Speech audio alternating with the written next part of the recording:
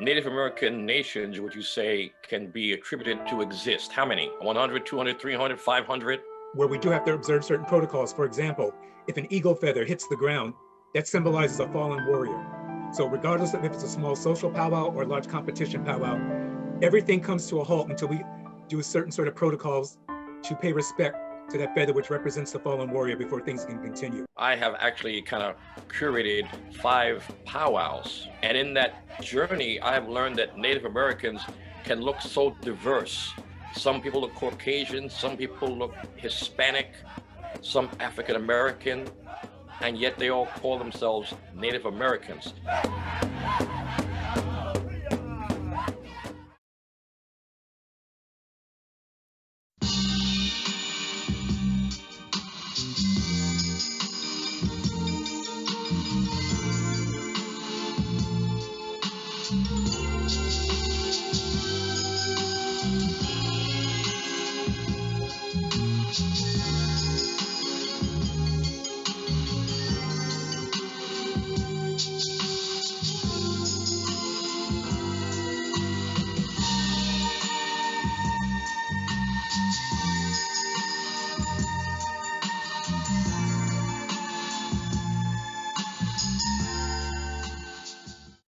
Welcome, everyone, to Odds and Ends, Life, Entertainment, Theater, and the Arts. I am Andrew Joseph Kozlowski, and with me tonight, my good friend, world-class musician, music producer, and co-host, Mr. Cool himself, Clyde Bullard.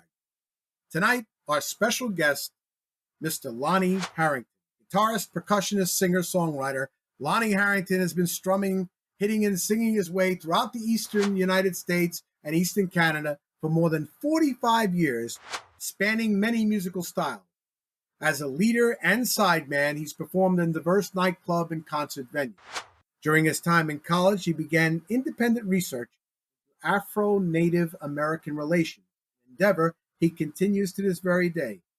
Lonnie Harrington is of African, Seminole, Cherokee, Choctaw, and Shawnee ancestry, and is the author of the book Both Sides of the Water, Essays on African Native American Interaction.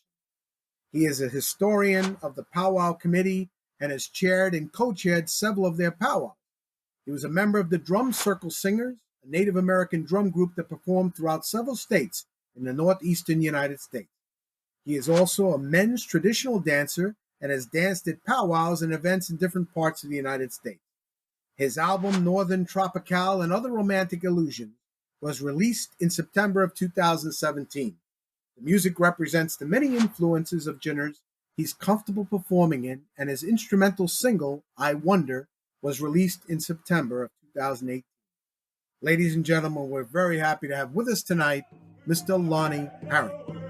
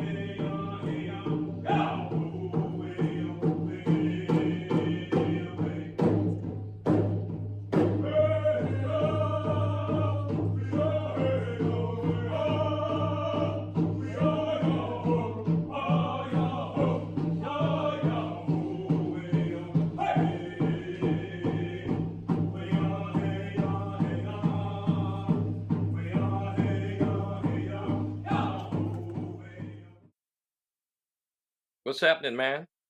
This is the bird of peace. Good to see you, Lonnie. Same. Ni, which means peace in the Creek language. I'm not fluent, but I speak a little of that as well as some Ilapanke, which means it's also Miccosukee. Great. So, Ni, or locally Akwoy in the local indigenous language. Peace. Beautiful.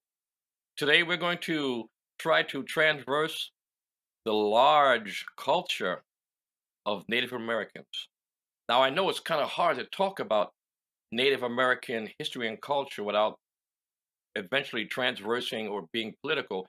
But First, before we do any of that, I want to introduce people what is Native American culture, what has it given to America, and how we can maybe kind of understand some of the tenets of what being a Native American means. Because I've learned, I have actually kind of curated 5 powwows.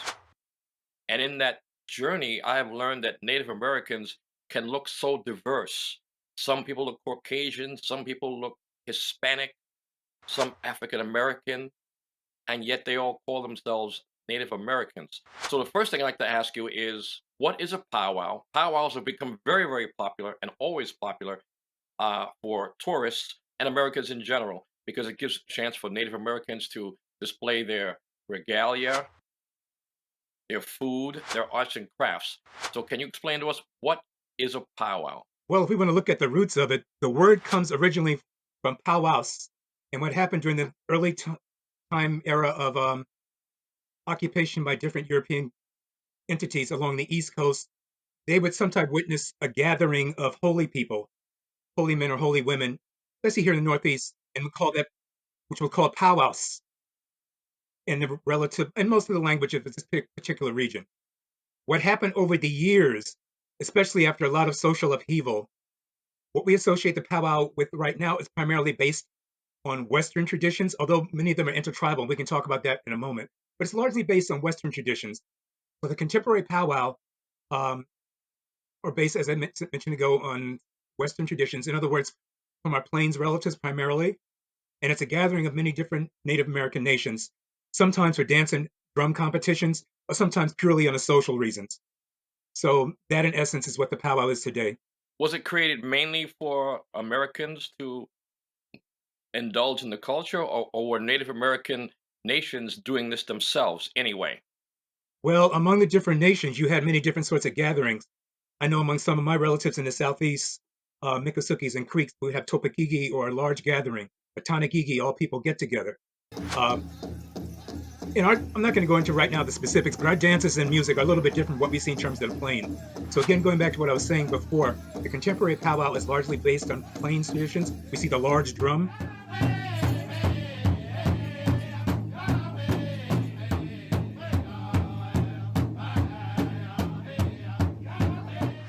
And this again came out of social upheaval when Native peoples, unfortunately, when they were forced into confines of reservations or whatever, they started coming together in different social situations and having these gatherings.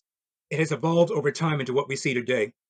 I mean, we have some powwows that are very, very large, down to small family-sized powwows that can be found in any part of this country. Well, let me ask you a question. Where are Native American powwows usually held? No one size fits all, man. They're everywhere. Really? Yeah, for example, Is there a season for powwows, or is it all year? well, in terms of outdoors, certainly during the warmer weather, but even during the winter, we often have socials that are indoors. And again, it's going to vary depending on where you are.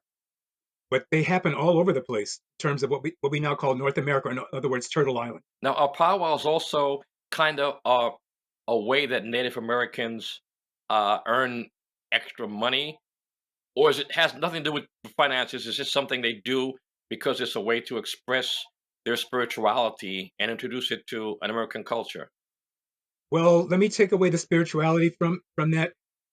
There are gatherings that are more spiritually oriented. Those are not open to the public. Okay, So you're saying for those you cannot attend it or see it or experience it unless you are a Native American or you're invited.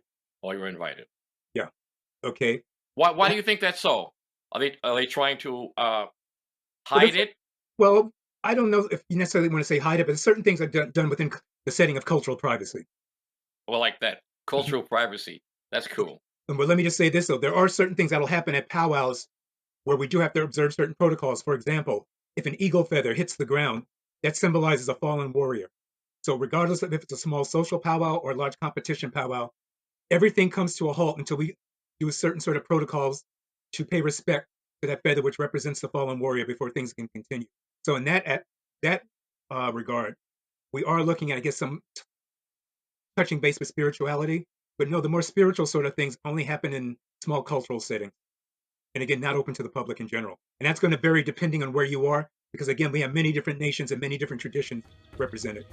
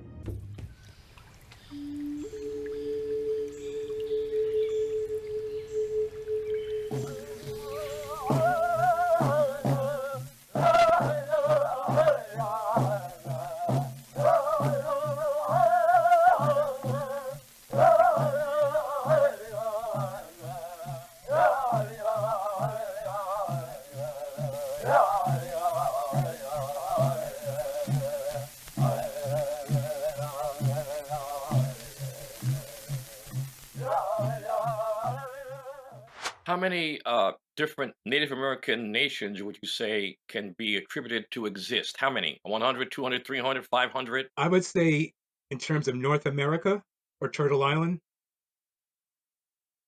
in excess of, I would say, at least 800. Now, the reason why I'm saying that, in the United States, you have some, I don't have the exact number, but 560 quote unquote federally recognized tribes. So, in other words, those are the nations that have a government to government relationship with the United States government. Then you have other situations where some nations are recognized only by the state. Okay. And I don't have a number on that. And then you have some nations that are not recognized at all. And that gets to be very ugly, to say the least. I mean, I call it ethnic cleansing, but I'll try to behave myself. But in Okay. other words, as far as government's concerned, they're not recognized as a distinct people. So we have, unfortunately, all these different social situations going down. But I would say, going back to your question directly, I would say in North America alone, easily 700 or 800. And I'm thinking to myself, those nations that are recognized as well as non-recognized. Mm. And there are so many books and tools such as this one. It gives you an easy way you can learn about all of the many different nations and some of their cultural data. So there's many different ways for someone who wants to really learn more about it. What would you say that Native Americans brought or taught people in this country, the first, their first inhabitants that came here? Well, let me just say this. In my humble opinion, the first welfare lines started in different places. It started in the Caribbean. It started off Virginia. It started off Massachusetts. Those travelers that came here, European travelers, would not have survived if it had not been for the hospitality and the humanity of the different native peoples they encountered. I know certainly in our Wampanoag relatives up off of what they the Pilgrims quote, excuse me, quote Right. unquote, Old Plymouth Rock or Patuxet. Okay, eventually they established relationships with our Wampanoag relatives who helped them in terms of providing them ways of getting food and growing food. We see something similar off of what was Jamestown for a while in terms of diplomatic relations. We also saw down in the Caribbean where Spanish explorers were at first welcomed and helped by different Tainos and Arawaks they encountered. So we can look at that as a contribution. Much larger, we can look at different things that happened and got exported to different parts of the world, ranging from the potatoes to tomatoes. You know, culinarily speaking, these have made impacts on cuisines all around the world. Those originally came from here. Well, The I'll also say that when it is said that Henry Hudson first had his ship traveling down the body of water, which is now called the Hudson River. The Mahikanituk and the Kohatatia, by the way, in the indigenous languages of the area. Right. It's said that he was met by the Lenape Indians that supposedly was here. And that's going to vary depending on where you are. And you have many different groups of Lenape. But yes, when you say Lenape, it's like saying, okay, you live in New York. I live in Manhattan. I live in Harlem. Okay, so again, yeah, Lenape. But when you say Lenape, we're talking about a wide range of peoples that vary. But yeah, making a long story short, yes. Now, what language did Lenape speak? You have different dialects. And I found this out the hard way. I have friends that speak There's the Munsee dialect. Oh goodness, I can't pronounce it in the other language. Three major clans, and you have the variations on that language. So there's Munsee, which is wolf. Then you have turkey. What am I leaving out? And turtle. For example, Now, are these languages encrypted anywhere where someone can actually buy a book or hear a tape to actually hear the language, the grammar, the syntax? I know that there are language classes right now amongst some of those that speak the Munsee dialect. I have some friends that I have some friends that teach it, and I have other friends that are studying that. So I know that for a fact. And I believe there are some Lenape language programs. Now, which specific dialects are they? I don't know that for a fact. Okay, now would you say that Native Americans, when they are in their own communities or on reservations, do they only communicate with each other speaking their native languages, or do they use English? I would say English primarily. You do have some language retention in many different communities. Unfortunately, a lot has been lost. I know that among many nations, there are really strong efforts to retain and expand language knowledge. This has gotten more difficult as elders pass, but that's a number one priority among many nations.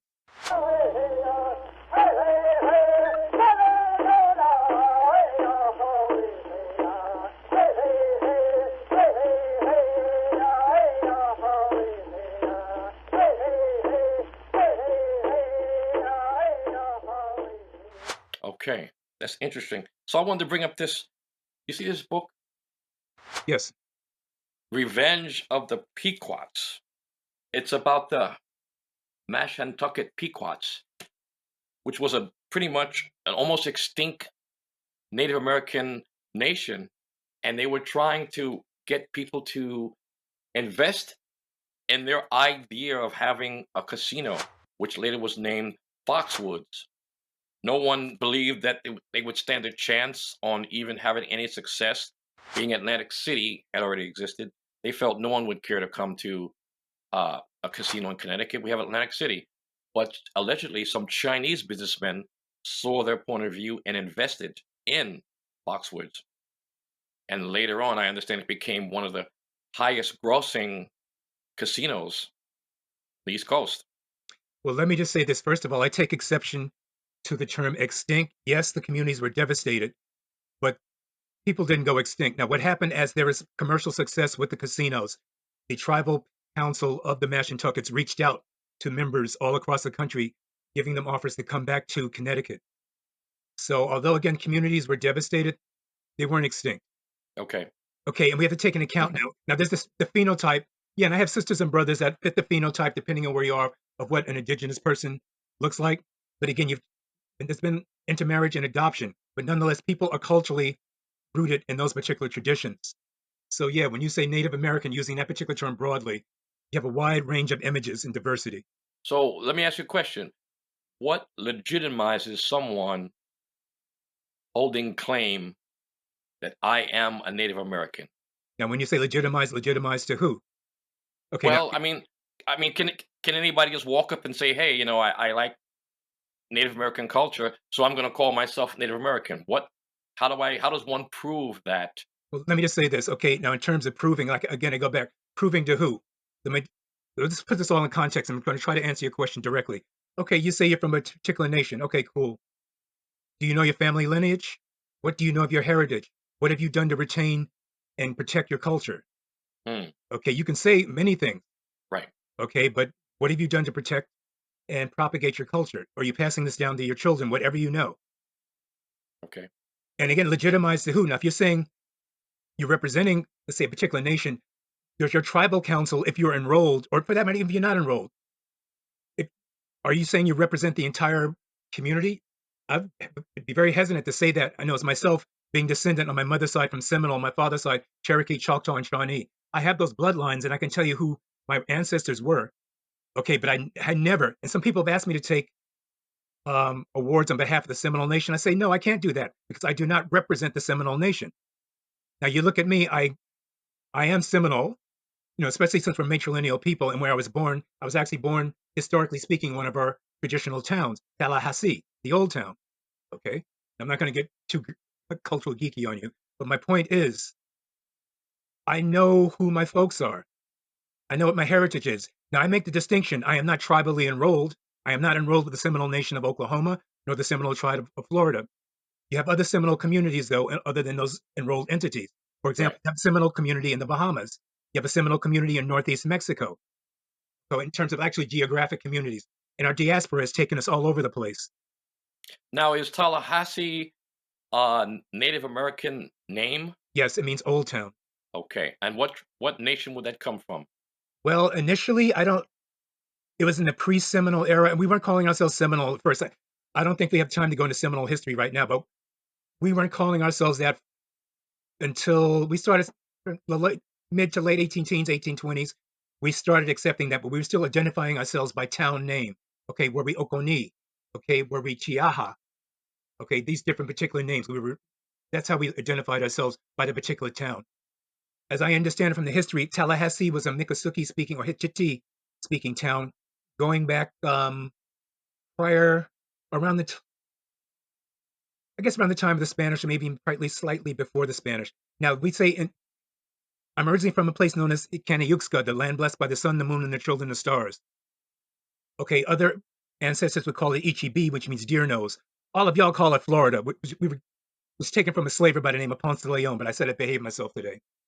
But getting back to my point, we had Uayache, ancient ones that were there before us. Okay, Tequesta, Calusa, Apalache, okay, who have I left at Timucua. These are all ancestors that were there before the quote-unquote Seminole era. So you had these other particular cultures that existed there before Seminoles, or people that would be known as Seminoles, came to be prominent in the peninsula. Now, how long can we trace Native American culture in what we now call America? How long were they here? You mean what we call North America? Yes, North America. Well, there's some instances going back 35, 40,000 years. I, like many, take exception to the Bering Strait theory.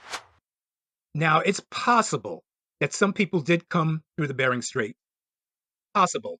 It raises some questions to me that how could you sustain yourself traveling for thousands of miles in an ice corridor, right, where life would be things you would need to live on, plants.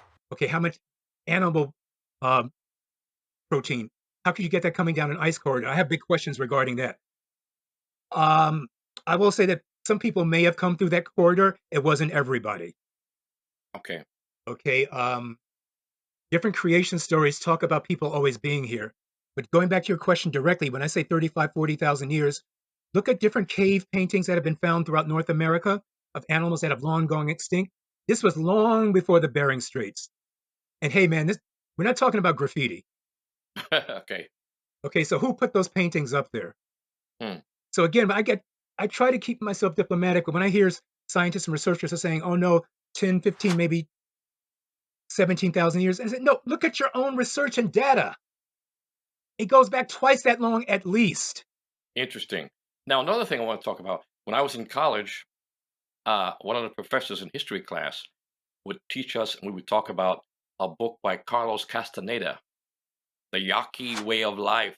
And he was talking about the peyote, how Indians or Native Americans would use peyote as a hallucinatory drug that was used for their rituals. It's a sacrament. Right. And also for the vision quest, which had become very popular here in America 15, 20 years ago. People would go to these specific places to have this vision quest where they would have to stay alone in the mountains or in a wooded area, laying on their back, looking up at the stars.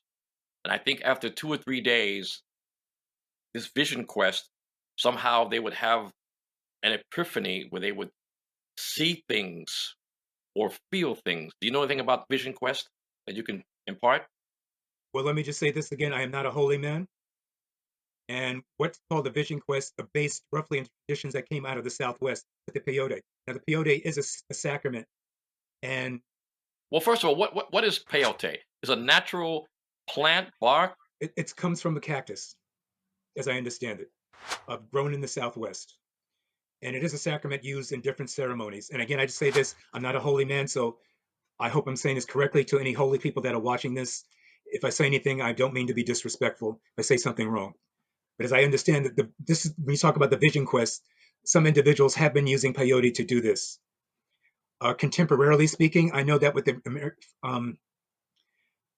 oh goodness, it was passed in 1978, but we couldn't practice our particular spiritual traditions out in the open um, because of colonization until 1978. So the use of peyote in the rituals was outlawed. After 1978, if you're enrolled, quote unquote, or you're under certain sort of circumstances, you can use peyote in rituals. And that's spread now to different nations, but it initially was used among our relatives of the Southwest. Now, is peyote anything like marijuana? I would say it's different. I mean, I know there are people that I know that there's some traditions that use marijuana, spiritually speaking, but I'm not the sort of person. I'm not qualified to speak on that, to be honest. Okay, that's okay. You know, for example, some maybe our Rastafarian relatives. I know they use that in their spiritual beliefs. I've heard of other cultures using it in their spiritual beliefs, but no, two different things altogether. Okay, now how do we address the peace pipe? Supposedly, Native Americans would smoke a peace pipe when they were making amends with someone. What was Well, in that peace pipe? pipe. Again, I'm not a holy person, but I have been honored to have been part of different sort of scenarios where I've been invited, where I've had to partake in pipe. Some nations have pipe carriers, which is a very sacred tradition. But many sacred herbs are in that, like cedar, a little of tobacco, which is very strong. But the reason why tobacco is mixed with other spirits, the ancestors that started using tobacco realized that tobacco spirits are very strong. So you had to mix it with other things such as cedar and sage. My understanding, as I said before, I'm not a holy person, but I understand it. Um, so yeah, if you're a pipe carrier, that's a very sacred position you have among your particular culture. And at times, partaking in a pipe ritual is done at very sacred and very special occasions. Okay. And I feel honored to have been invited by different nations at times to participate in some of these particular scenarios.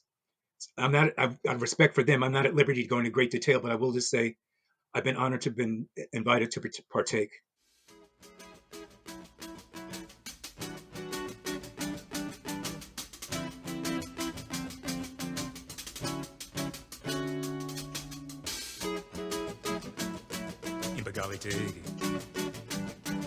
How beautiful.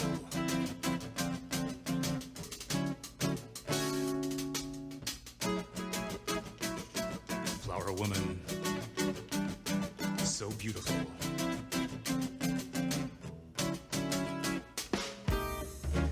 Who are you, Seminole girl?